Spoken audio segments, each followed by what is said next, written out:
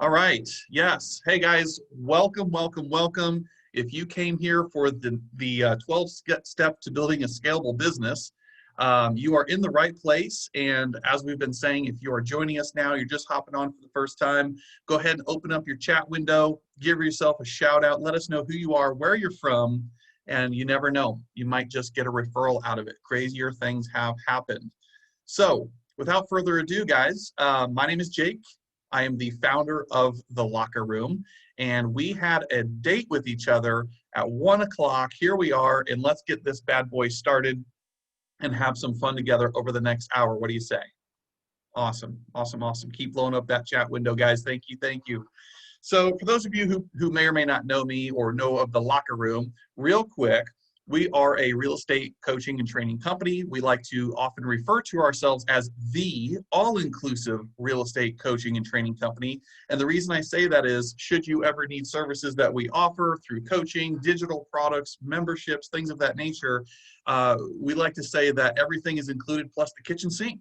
Essentially, we do not believe in upselling. We do not believe in supplemental products that you later find out that you have to purchase. We are the all-inclusive. What you see is what you get forever and into the future. So I'm excited to be with you guys today. This is a very big topic. It's a topic that's near and dear to me. And it's me pouring out, really, frankly, from experience of how we built a $1 million business within 2 years.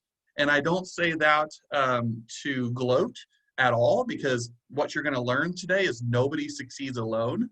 I say that because this is actual evidence. This is not theory. This is not something I think works. What I'm about to share with you today is exactly what we did in order to achieve that, and now continuing to the future of where we're going. And so, look, this may or may not work for you. I'm not here to claim that this is the way. This is a way. So if there's something you can take from today and immediately implement into my business, or into your business, that is my wish for you, all right? Just like any training, what you put into this is what you're gonna get out of this. I can't see you, you can see me. So if you're scrolling on Facebook or checking your phone, I'm gonna ask over the next hour that you give me your undivided attention, because something you might hear today could change your business and therefore your life forever, all right? So we're going to get into this. And if you're a math major, the time's ticking here. I've got 12 things to cover, and I've only got about roughly 5 minutes for each one of them to bring us to that full hour. So I'm going to do my best. This is going to go fast.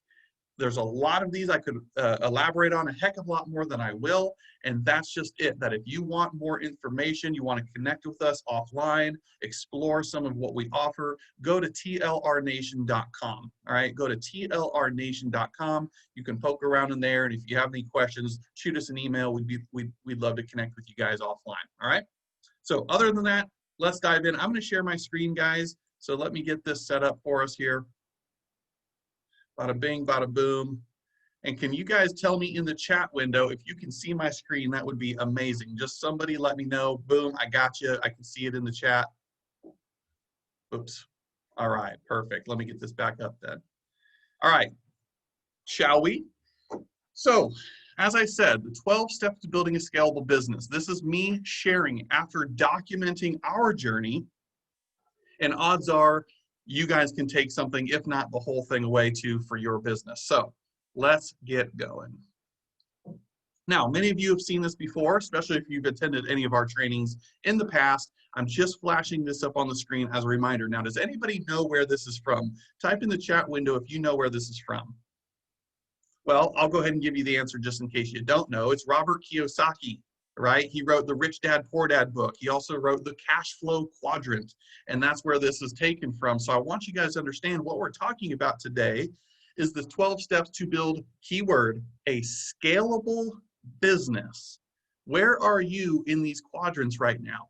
Are you an employee, even though you claim that you own your own business? Maybe what you actually did was create a great job for yourself.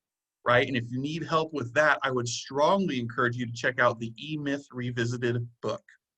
Maybe some of you have taken that next step where it's well, I just said it's self-employed. You own that job, right? Where we're trying to get you for the sake of today is being that B, the business owner, where you actually own a system and maybe, just maybe, even people work for and or with you, all right? And so I just want to frame today by revisiting this diagram and asking yourself, where are you right now within these quadrants? So what the heck is a scalable business? We got to answer that question first before I can go spill the beans, right? Your definition might be different from mine. So scalable. Scalability describes a system's capability to adapt easily to increased workload or market demands. A scalable firm is able to benefit from the economies of scale and can quickly ramp up production. Layman's terms, you do not always have to equate earning more or doing more production with more time. If you've grown up and been conditioned to think that way, I am here to challenge your mindset about that. It is possible that you can increase your income, increase your production outflow without increasing your time. And there's different variables, of course, we have to consider, one of which is the human element, because as you'll hear me say, nobody succeeds alone. But typically when I teach this course, I've taught it all across the country. I've done multiple webinars about how to build a scalable business. When I ask the audience, well, what does that mean to you? Some of the key words I get back are leverage. Scalable meaning systematized. It's limitless. There is no growth or cap to your growth. It's efficient. So those are some more buzzwords that are used to describe what we're trying to get after here with scalability. Make sense? All right. So what are our considerations? I'm showing you this, but we're going to go one by one through each one of these. So no need to write in a fury if you're taking notes. I'm just flashing this up on the screen that these are the things we're going to be breaking down over the next hour together, starting with, of course, researching your opportunity. So let's get into that and what I mean by that. So researching your opportunity. All right, guys, so to unpack this a little bit with you, I'm going to give you a lot of recommendations today because I know when I attend classes, there's things I want to take and maybe jot down to revisit later. Let me just tell you, I've already given you a couple, but another one is check out the Blue Ocean Strategy book. Now, if you read that, you dig it, or you've already read it or listened to it, then I'm going to ask you to go get the Blue Ocean Shift book, which is kind of like the next level of Blue Ocean Strategy. This is a book that has changed my world, the trajectory of our company, and I think it would do the same for you too if you put that up on your shelf, okay? So a lot of what this includes, however, is benchmarking. Look, I don't know who I'm speaking to today. Some of you out there are agents, maybe you're leading a team.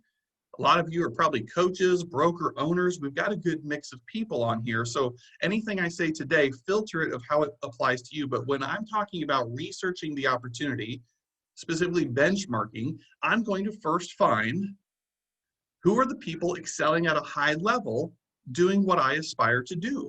It's not me comparing my insides to their outsides. It's just taking the approach of, hey, I don't need to reinvent everything. Success does leave clues. So I'm not trying to mimic or imitate these people, but I'm going to learn what are they currently doing really, really well? What made them successful in the first place? How long have they been doing it? Did they have to apply time on task over time, right? And a lot of experimentation, a lot of growing pains. I'm going to learn and do a case study essentially on every possible company I can. And while I'm doing that, insert Blue Ocean mindset, I'm also going to be observing what are the obvious factors that they're missing. Maybe that nobody's challenged the status quo. Maybe they are totally neglecting a niche that my service or product could help solve. And when you start doing this, the answers reveal themselves to you. So many entrepreneurs, because we're business people and we're savvy, they skip this step altogether. They just go straight into action mode. And I am here to tell you, based on my own experience, don't do it. Pump the brakes, slow down a hot minute, and take your intelligent approach to this and start researching the opportunity. What are the trends and patterns of the industry as a whole? Forget the competition. What's going on in the industry? The economy, what are the signs? What are the patterns and trends? Heck, what are similar businesses that you can observe and extract information from? You guys get it. I know I'm beating a dead horse, but this is so, so important, okay? What is the current market not exploring? Let me give you an example of this, guys. So whether you're familiar with Locker Room or not, what we say as it pertains to the agents, Right now, at the time of this session, there's something like over 1.3 million realtors that represent the National Association of Realtors. Like 1.3 million and change. That's ridiculous. But if you do the research and understand your opportunity, you would also understand in our case, that means there's 97%. How much? 97% of that agent population who currently sells 24 or fewer homes per year. And within that number, statistics show that agents who are within their first 0 to 2 years of the business have something like a 90% attrition rate. They're set up for failure before they've even started. So what the locker room did is we surveyed, we explored, we researched, and most every traditional real estate coaching company we could find, especially the reputable ones, are all competing in the red ocean, the red shark-infested bloody waters for the 3% of the agents who are already successful, therefore they can already afford, typically speaking, $1,000 or whatever the number might be a month for coaching, right? So what we say we specialize in with the agents is serving the 97% blue ocean, the forgotten ones, the people who need it the most, because I refuse to let price be the determining factor on whether that agent population can receive world-class coaching and training. That's what I'm talking about. How does that apply to you in your local market or national scale market, right? We got to consider these things from a 30,000-foot view as you craft this vision to creating a scalable business, all right? Second one, now that you have researched, now we're going to move on. And by the way, do this in this specific order. This is in an order for a reason. Create your value proposition, because now and only now that I understand what I'm getting ready to tackle, can I craft my value proposition within that. Let me give you another example real quick. So on the brokerage side, we work with hundreds of brokerages, thousands of real estate agents that we've supported through the Locker Room Nation, okay?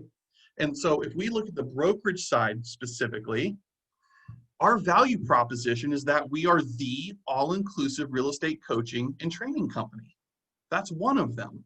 Why do I say that? Because we also understand through our research that most every coaching company out there has some sort of upsell. And I'm particularly very sensitive to that, where I don't want to know, or every corner I turn, there's something waiting there for me to upsell me or put me on some funnel or drip campaign so they can earn double, triple, quadruple the investment off of me by hitting me up for every product they have to sell. Now, I'm not saying that's right or wrong. It's just what I chose not to do because of how I and others feel about that. So we're the all-inclusive, like what you see is what you get. You get the coaching, you and all of your agents get all these technologies, Locker Room University, the toolkit, resource library, everything. Group coaching is all included for the same price other people are paying for just the coaching transactional relationship. We are a partner. We are a partnership with your business.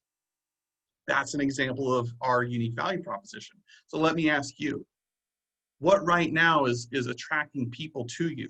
Are you finding yourself beating your head against the wall because you're just recruit? Or do you actually have something of value that people say, hey, I'm actually attracted to that. Let me go check out what that is. It's a value proposition. Is it a value? First question. And is it an actual proposition where it's compelling enough to lead somebody towards conviction, to wanting to take action and explore further, right? What's the functionality things that you have, the bells and whistles, the features and benefits? And then also, what's the emotional attraction? What's that culture look like, okay? Another question to ask yourself as you're creating this value proposition is, what void or problem are you solving? Those of you out there listening to me right now, odds are you're a leader in your own right within business and real estate, okay? So we got to ask ourselves and be positioned as a painkiller, as a problem solver. This world is full of noise, man, right? What people are looking for right now is not the latest and greatest gimmick or the get-rich-quick scheme. What they're actually craving right now is the painkiller, because there's so much going on and all these pain points around us that seem to be spiraling out of control. They need someone like you and I to help make sense of it all. So how are you positioning yourself to fill a void or be that problem solver? Second thing, or another one, is who's your target audience? You guys can see this. Check this out. We went to the entire extent where we created Amber Realtor. It's a persona. It's an avatar. We have a fake picture of somebody that I'll never meet in my life, and then we have all of her profile next to her picture, and lovingly, internally at Locker Room HQ, we know that anything we put out there on social media or any tool that we create, would Amber Realtor like that? Would she be attracted to that? Because we're very clear around who our target audience is. So if you're a broker owner or you're a team lead, who's your target audience? What's the ideal profile of an agent that you want to attract to your firm? If you're an agent out there listening to me right now, who's the target audience or demographic that you know you love to work with? Is it first-time home buyers? People who are looking for a retirement home? There's no right or wrong to this stuff, but my goodness, if I'm going to create a scalable business, I've got to be real clear on who it is I'm talking to out there. What happens is most people fall victim to this because it's counterintuitive.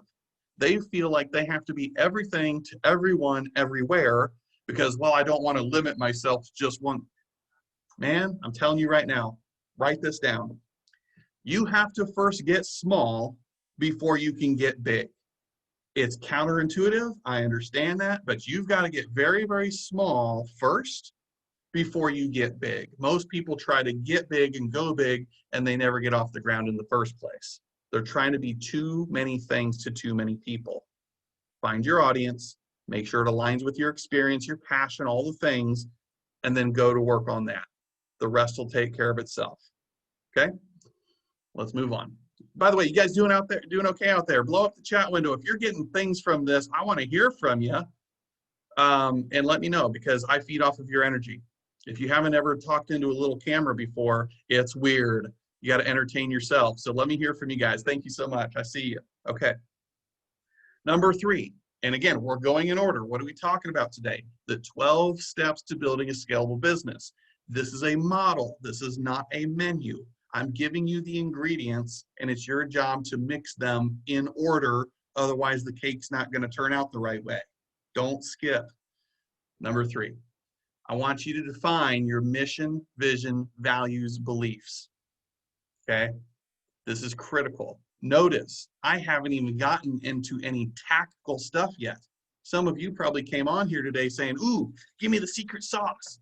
I am, but it might not be what you thought it was, because I haven't shared anything yet with you that means tactic or strategy. This is all working on the inside stuff first before we worry about working on the outside, okay?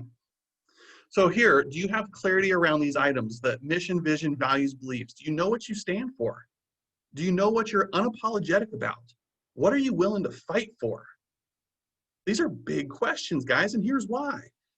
If you're a business owner, you're a team lead, you're an agent, you're all in your own rights running your own business. As adults, like it or not, a large percentage of our waking hours is spent working. And I don't know about you, but if I'm gonna accept that, I'm gonna have fun. I'm gonna go along with people that I share common belief systems with. I'm gonna work with people, meaning clients, who appreciate me and value what I do.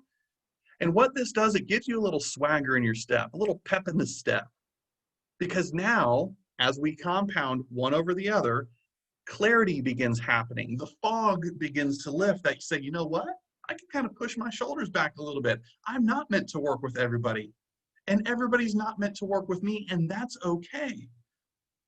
They're not bad. I'm not bad. It just is, and I can refer them to somebody else if that's the case. So you need clarity around this. Don't make it more magical and mystical than it needs to be, especially when you get hung up on the mission statement or something like that of your business. But it has to reflect who you are. It's got to reflect what you stand for. Okay? And I'm telling you, you can look it up on our website. I've got it plastered for the whole world to see.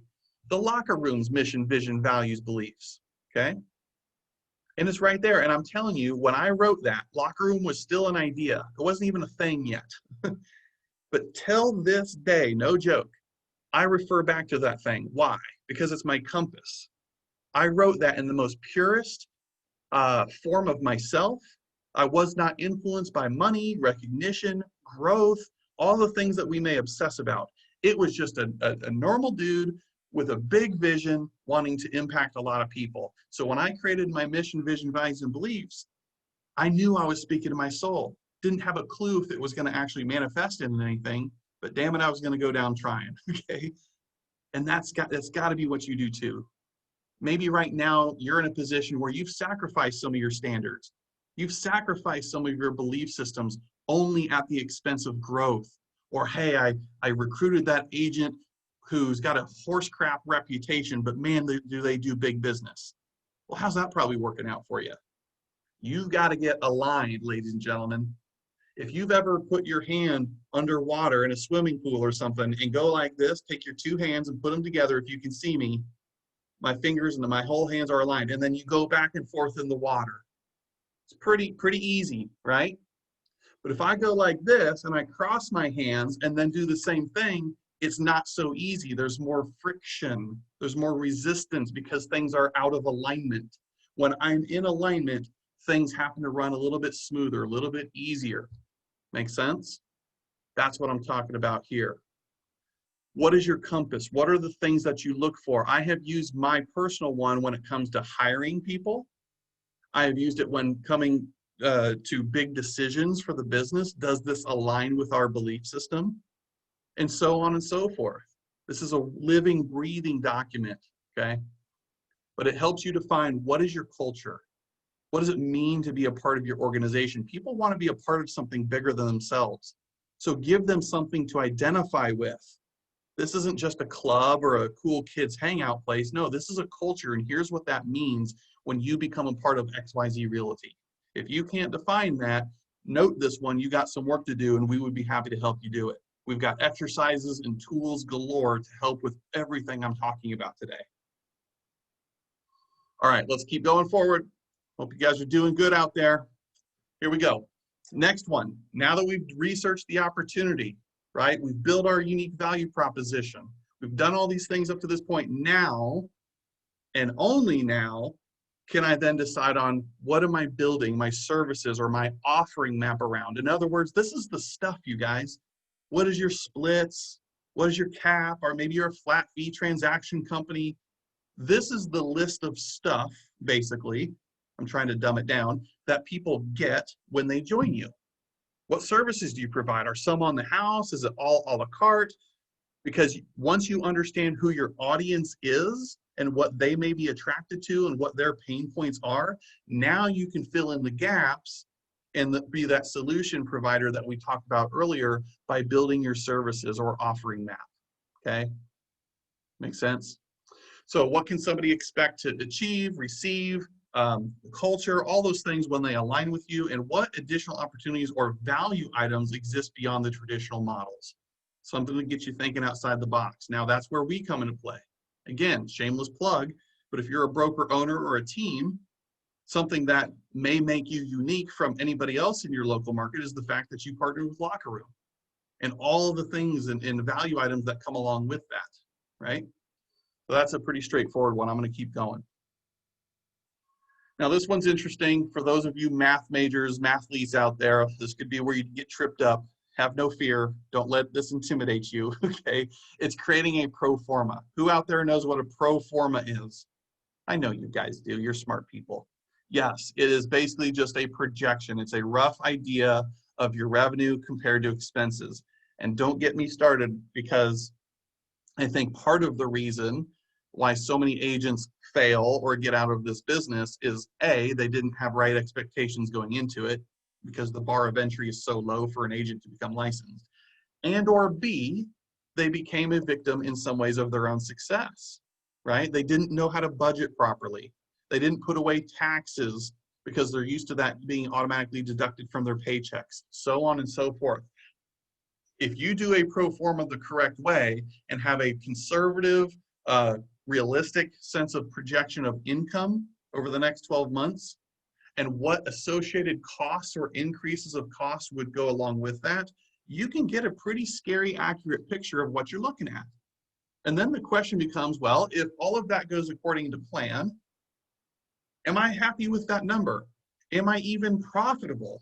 Or am I dead in the water upon arrival and I better go back to the drawing board and start over? Thank goodness I created a pro forma to kind of get a glimpse of the future before what most entrepreneurs do, which is get started right here at best and just get going.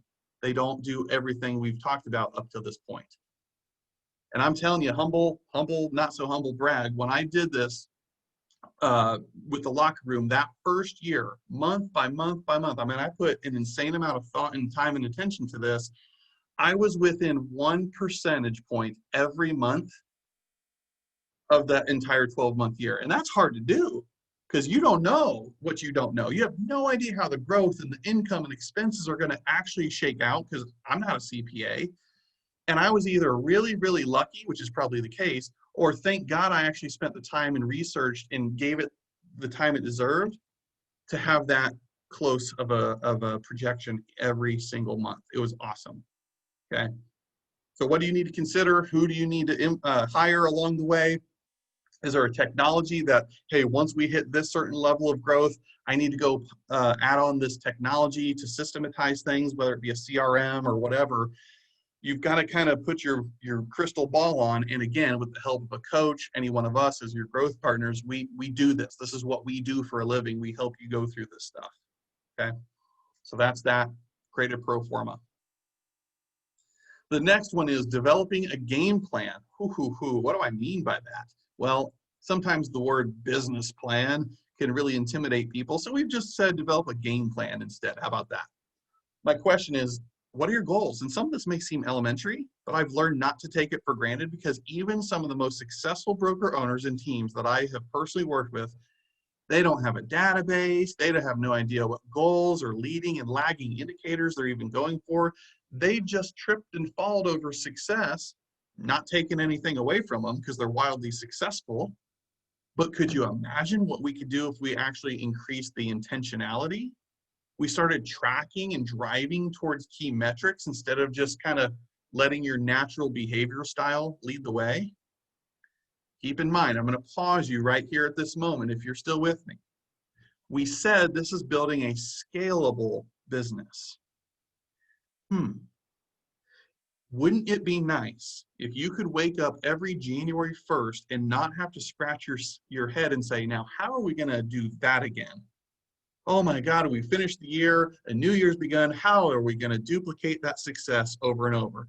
And wouldn't it be nice if you didn't always have to be the product of the success for the rest of your life? You actually had some sort of leverage or exit plan where you could eliminate your responsibilities day in and day out of the business. That's what I'm getting at here. If you know your systems, your goals, what are those leading indicators versus the lagging indicators? Over time, you can replace yourself because a new person comes in and drives those same metrics and indicators using the same systems. It becomes less about you being the product and more about the system being the product, right? So anyways, leading versus lagging. Hopefully you guys know what this stuff is. Don't most of us base results or success or failure on the lagging indicators? Yeah, we do. Because we're looking at our pocketbooks. We're looking at number of closings or GCI or how many coaching clients I have, on and on and on. Well, to get there, there's certain levers that we have to pay attention to and hit first. We work backwards. We reverse engineer this stuff. That's your leading indicators. How many conversations do you have to get an appointment? How many appointments do you have to get a home under contract? How many homes under contract do you have to hit a closing? Right? That's the stuff. That's the leading indicators, and yet too many people only focus on the lagging. You got to develop a game plan. You got to know what those things are. Not to mention how you're going to acquire new talent. I said it earlier, nobody succeeds alone. To grow a scalable business, not just owning a job, you've got to acquire talent. Now, maybe for some of you, that talent's additional agents to your brokerage. Maybe it's hiring your first admin for the first time ever, a buyer's agent. I don't know. Depends on your situation. But now you're putting on the hat of being a talent scout because every person you meet, check it out, every person you meet, he's either a buyer or a seller, if you're in real estate, sales, a possible future employee within your organization, or a possible whatever the fill in the gap would be, a coach or a business partner, everybody that I meet, I see them as they have a unique set of talents and abilities and perspectives and experiences that I can draw from. My job is to find out what that is and which one of those they fit in. Because I can either refer them out if they're a future buyer or seller, might not be until 10 years from now, right? You guys get the point. How are you going to retain, if you're a team lead or a broker owner, how are you going to retain your existing agents? Do you have a game plan around that? Do you have a retention campaign and things figured out? We have a whole business planning model and workbook for everything here. And what's the accountability? What's the intentional discomfort that you need to insert to make sure that you and those around you are being held accountable? Are you working with somebody right now who's standing up for your greatness? Or are you supposed to be your accountability partner? Yeah, a lot of you probably need an accountability, and I'm not saying if it's not locker room, fine, that's fine, go, but you better find one. Question mind. Now this was huge for me. Again, everything I'm sharing here was documented exactly what I did in the order I did it, okay? This one is where I usually throw people, a question mind. What the heck is that? Well, let me ask you. Do you know what a mastermind is? Sure you do. What is a mastermind? A mastermind is usually where a group of people get together, there's chosen topics or things that are predetermined, and they talk amongst each other, typically in the form of statements, because everybody wants to have the answer. And I don't blame you. That's why masterminds are so important and relatable. That's okay, there's a place for those. Why? Because we grew up as children going through the traditional education system, getting stars and stickers and awards for having the right answer, getting A++s on our papers for having all the right answers. And here I am, the shy guy, go figure, in the back of the class who fears to raise his hand. God forbid I actually have a question to ask. What happened? As children, we grow up asking millions and millions of questions, and then something happens and we stop being curious, because now it becomes about ego. It becomes about looking important, sounding cool, and having all the answers, and seeing asking questions as being weak. I'm here to tell you, if you'll buy into what I'm saying here, asking questions is cool. All the cool kids are doing it. And here's why. Here's why it's so important to business. I want you to conduct a question mind with some of your peers. We're happy to be one of those people for you if you want, okay?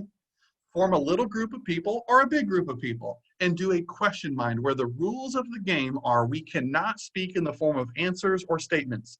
Every response has to be in the form of a question. Because when Johnny over here asks a question about a topic, now my mind expands, my mind opens up, and I now ask another question, and then another, and then another, and then another. And after you ask so many questions, you'd be amazed where you end up in everything along the way that's been revealed to you, just because we're thinking in the form of questions versus answers. What could go wrong, right? This is one of those questions that for me kept me up 3 nights in a row. I'm like, golly, and here it is. This is kind of a weird question, but it's the only way I knew how to ask it to myself. Jake, if somebody was benchmarking the locker room right now, what would they do to cannibalize the locker room? To just wipe us off the face of the earth and make us irrelevant? And I once heard, I believe it was Jack Canfield, who said, only in business, only the paranoid survive. Now, please hear this in the correct context. I'm not saying be a paranoia, whatever, but there's a healthy level of paranoia if you're a business owner, if you're a leader, because the minute I lose that, I become complacent.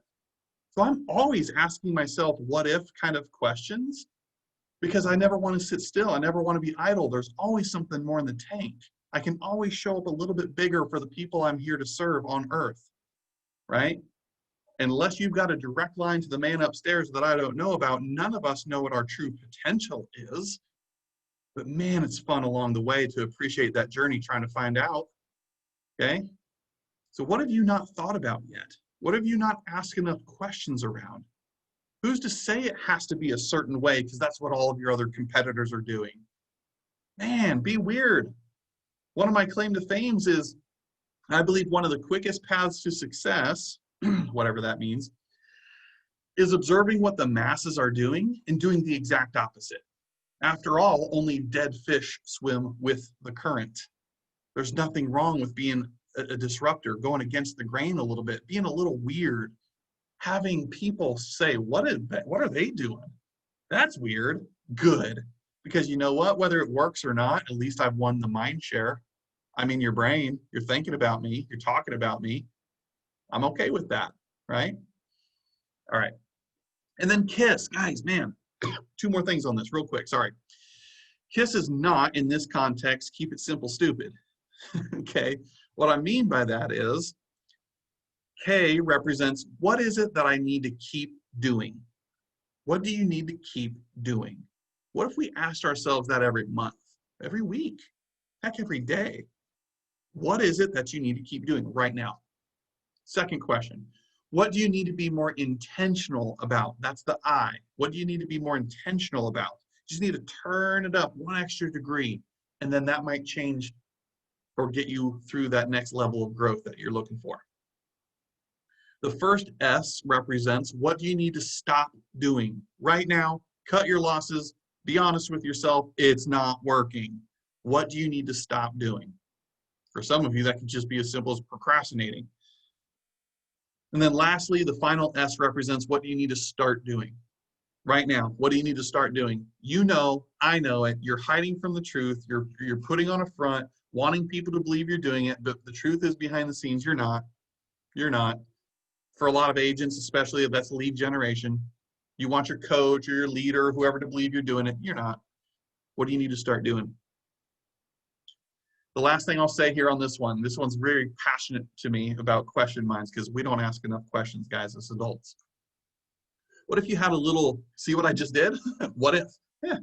What if questions are fantastic because it really gets you playful, you know? It opens up the possibilities of things. So what if you had a little journal by your bedstand or something, and every morning or every night before you go to bed, you flip open that journal and you just wrote down one what if question?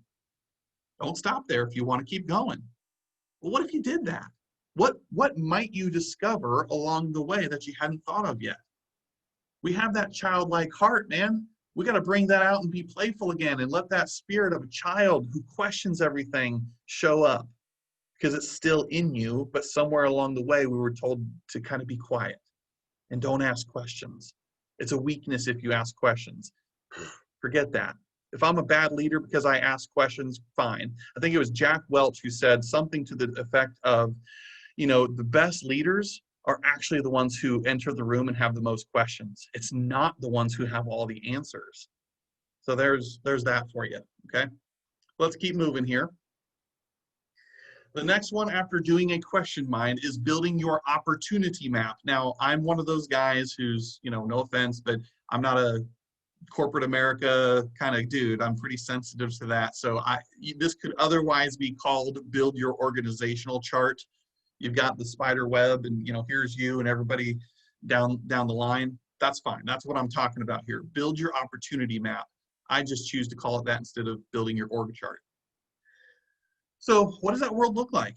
You know, one of the best questions, and it was at a training event, so it was me with 12,000 other people, but I felt like this leader in real estate was talking directly to me when he asked, is your world big enough? And that I don't know, it's such a simple and yet profound question, because as I'm considering, well, Jake, just when you've thought big enough, next thing you know, is my world actually big enough to allow this person who wants to earn $1 million and this person who wants to earn $200,000 a year?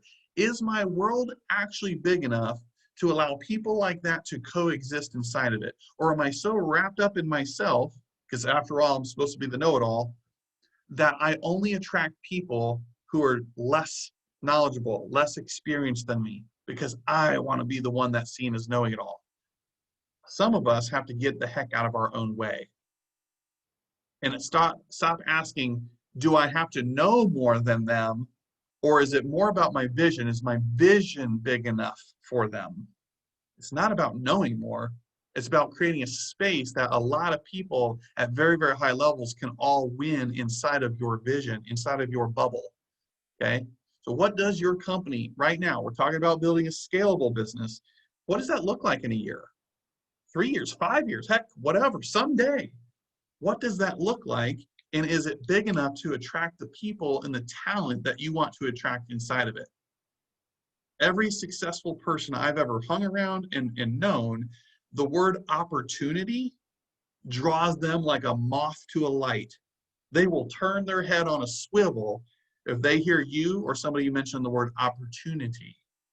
That's an important buzzword for some of you to maybe take from today, because they're obsessive, they're compulsive about it. And that's a good thing if you're growth minded and want to build a scalable business where one day some of these people can fire you out of the way to be the boss and you just sit there and collect mailbox money. Is that so bad? Probably not.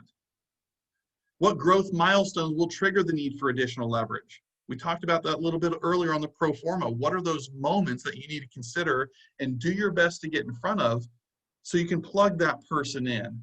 And it's not a kink in the chain. You are prepared for it. You are waiting for it. And therefore, that additional hire isn't one out of emergency, isn't one out of desperation, like many real estate teams hire admins, out of desperation. They waited too long, right? What if we could get ahead of that so you see it coming?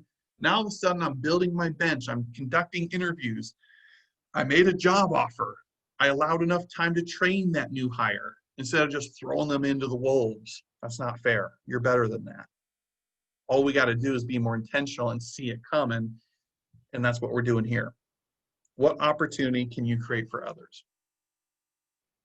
The next one, identify 5 key leadership roles, because now we're in the business mindset, guys. You kind of see we just turned the corner there. If I'm going to put in the time and energy to create this organizational chart, that opportunity map, I got to get a little bit more specific and say, well, who are my 5 key leadership roles, my 5 key hires?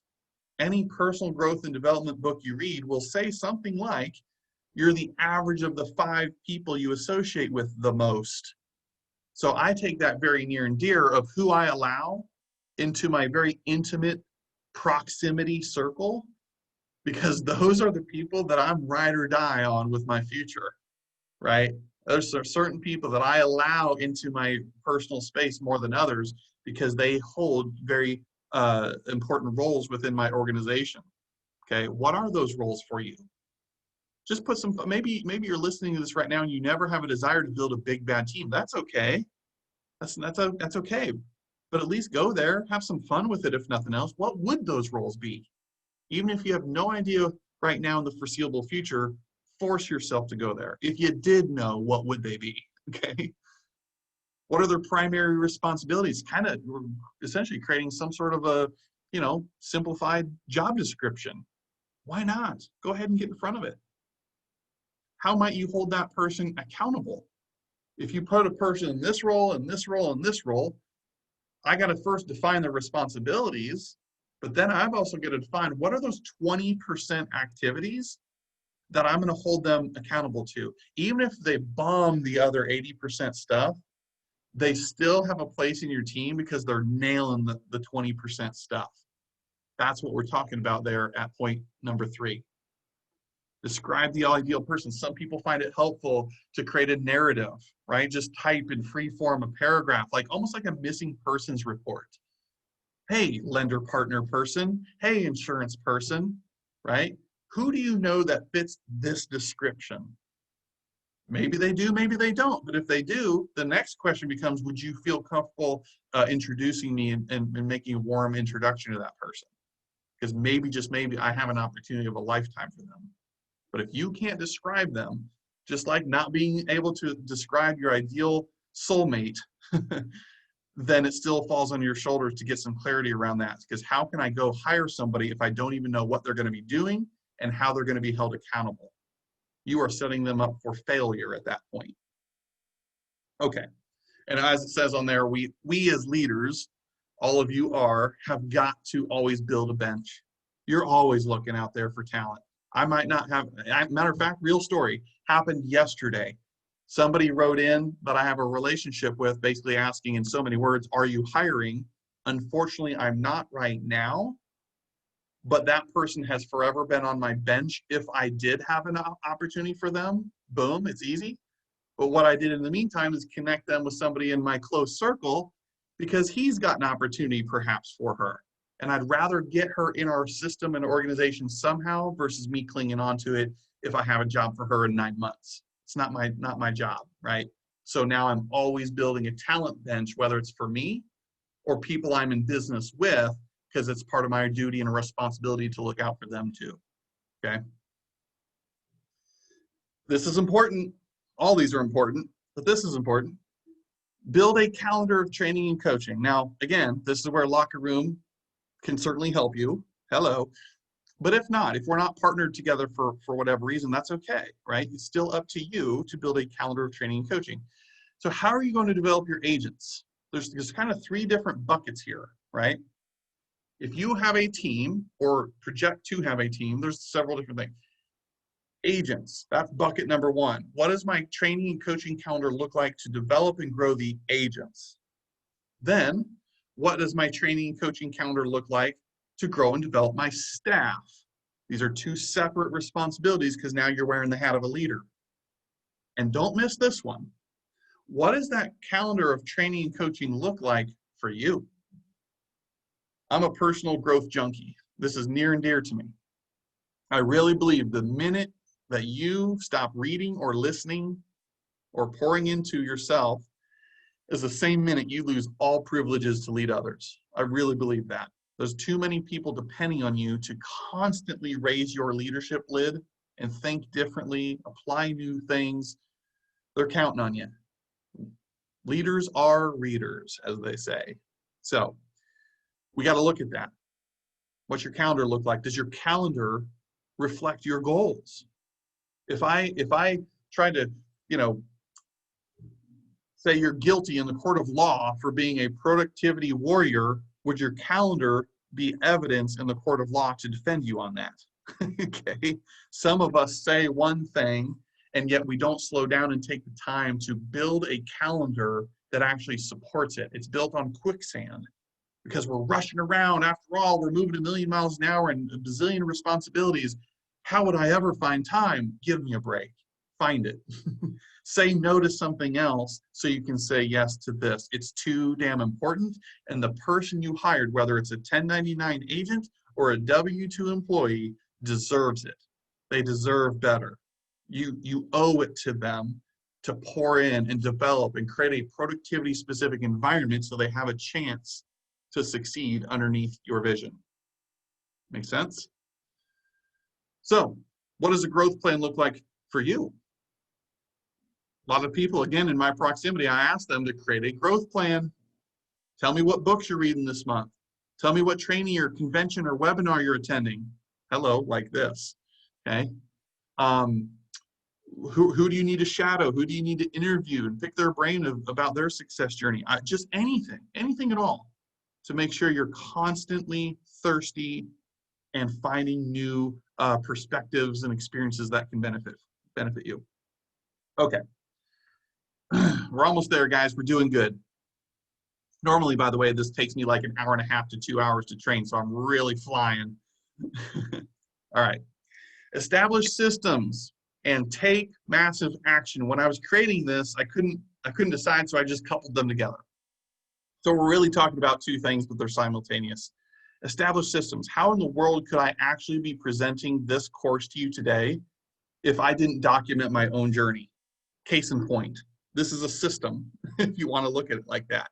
Systems can be big, systems can be small, systems can show up in the form of technology, systems can show up in the form of an innocent little post-it note checklist. A system is nothing more than a duplicatable pattern to create a predictable and consistent outcome, okay? If you do something 2 or more times, then you should create a system for it. Instead of banging your head against the wall or trying to keep it all up here, it's time for you to create a standard operating procedures manual, perhaps. Again, we help with this. We have things for that. But I'm going to encourage you to start documenting everything. Somebody today on a Zoom I was on earlier we challenge this person to, over the course of the next 7 days, to write down everything they're doing that every time they catch themselves thinking, this is not the highest and best use of my time. I could pay somebody else money to do that for me so I can focus on these things, right? That's a form of a system to build awareness around how I can be more efficient, and knowing if my time is worth $200 an hour, wouldn't it make sense to pay somebody $20 an hour to do this? So I'm still net 150, and I can go over here and do bigger and more important things that are $200 an hour activities. Okay. That's the ultimate question, man, is right there. Number 2, are you building a business or are you stuck running a business? That goes back to the EBSI grid that I showed you on the second slide. Don't confuse this now. Do you actually own a job, but you're hallucinating that you own a business? Which one is it? Are you building a business or are you just stuck running it? A lot of people in the industry might otherwise refer this to as, I'm spending so much time working in the business that I don't have enough time to work on my business. That's saying the same thing. When you're working on systems or leverage, that is you working on the business. Just like throwing up sticks to build a home, I'm on the outside building the home, building the roof, okay? I'm not inside just keeping it nice and tidy, working in the business or in the home, okay? We're in real estate. We can draw these analogies, right? Now, something also on this, and this is so, so important, you might take this away from today, is you have to build an audience and tell your story. There's so much jam-packed into that. I don't have enough time to unpack it with you today, but let's just leave it at this. Sometimes, many times, should I say, the best known will actually always beat the best. I'm going to say that again. The best known will always be the best. So right now, you might be the most real estate ninja genius out there. And yet if nobody knows you, what does it matter? You might be able to navigate that contract or be the best broker owner and trainer on the face of the earth. But if you have nobody you're training, what does it matter? You got to build an audience. You got to get loud. You got to tell and own your story. Scream it from the rooftop on social media, whatever you need to do to get as many eyeballs on you, good, bad, or indifferent, because I want you to win the mind share battle. It's not necessarily about how many people know you. It's about how many people, not necessarily about how many people you know. It might just be about how many people know of you, okay? Tell your story. Be authentic. People's BS meters these days are through the roof. They can smell you coming from a mile away if you're just walking around with commission breath, or you just want to grow for growth's sakes and shovel in all these agents to false promises. As quickly as you rose is as quickly as you will fall. But if there's meat and there's substance and you're telling your story, attracting the right people, you're on the path to building a scalable business, okay? Last thing I'll get here is break things and fix it. That is the whole point of systems. What got you to 20 agents in your brokerage may not be the same systems to support getting to 50 agents, and that's okay. Growth is messy. Growth is meant to break things, and then you go back and fix it with new and improved systems, okay? Give yourself a little grace on that. And last of all, get haters. You heard me. Go get some haters. That kind of goes with telling your story. If right now you can't think of a single soul who wants you to fail or is kind of rooting against you, or they're being salty on social media, chiming in on your comments or whatever about business, you're not getting loud enough. I really believe that. There's a certain degree of haters, because the haters become your motivators if you're doing this thing the right way, and you got to have a little thick skin for that. It's okay, right? But some of you, actually what you need for that next level of success is you need to go get you some haters. And I'm not trying to be combative. I'm not trying to be ugly, but you know what I'm talking about. There's keyboard warriors out there. They're tough behind a keyboard. Everybody's got an opinion these days. Anything I post, my God, I just posted something, I think it was yesterday, about watching the Curse of Oak Island TV show, and even that had negative comments on my social media page. What? And then, I don't know, my wife would tell you, it's a sickness. I thrive off of haters. I freaking love them. And that's sick and twisted. I know that's not for everybody, so just tune me out if that's not you. But there's something about somebody telling me I can't do something, and I'm like, man, don't you go there, because now there's a chip on my shoulder, and I will work tirelessly to prove your butt wrong. Bring it on, okay? All right, guys. The very final one here of the 12 steps is repurpose and repackage. I wish somebody would have shown me and told me about this in my early youthful entrepreneurial life, okay? Repurpose, that's where we just basically, if I'm gonna do something once, like this, I'm recording, okay?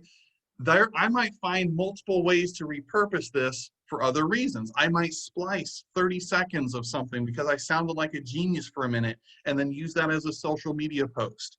You just never know, but anything you're about to do, the whole purpose of repurposing is asking yourself, how can I recycle this? Is there multiple usages of this?